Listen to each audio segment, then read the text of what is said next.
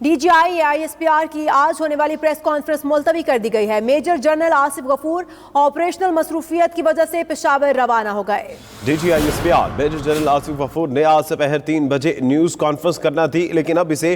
ملتوی کر دیا گیا ہے۔ کل 7 گھنٹے طویل کور کمانڈرز کانفرنس ہوئی اور اس کے بعد اس کی پریس ریلیز نہیں جاری ہوئی تھی اور آج اس پر پریس کانفرنس کرنا تھی۔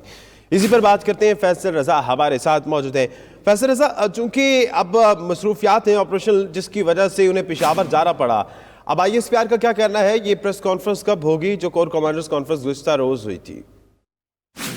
جی بالکل، جیسا کہ آپ کے علم میں ہے کہ آج DGI ISPR major general Asif Ghafoor نے اہم پریس کانفرنس کرنا تھی، لیکن ان کی جو آپریشنل مصروفیات ہیں اس کے باعث انہیں پشاور جانا پڑا،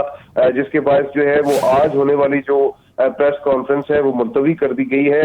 DGI ISPR major general Asif Ghafoor نے آج سپہر 3 بجے جو ہے وہ عام پریس کانفرنس کرنا تھی،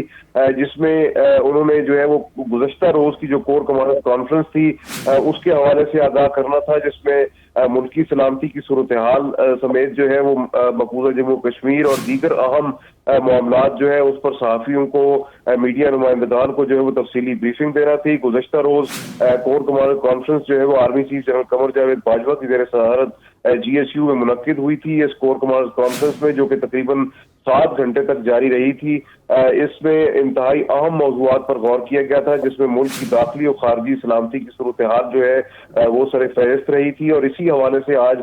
DGI ISPR major general Asif Ghafoor نے یہ پریس کانفرنس کرنا تھی۔ تاہم پریس کانفرنس جو ہے وہ اب سے کچھ دیر قبل جو اطلاعات جاری ہوئی اس کے مطابق جو ہے یہ ملتوی کر دی گئی ہے، اور اب آپریشنل مصروفیات کے باعث جو ہے وہ DGI ISPR کو کیونکہ پشاور جانا پڑا، تو اب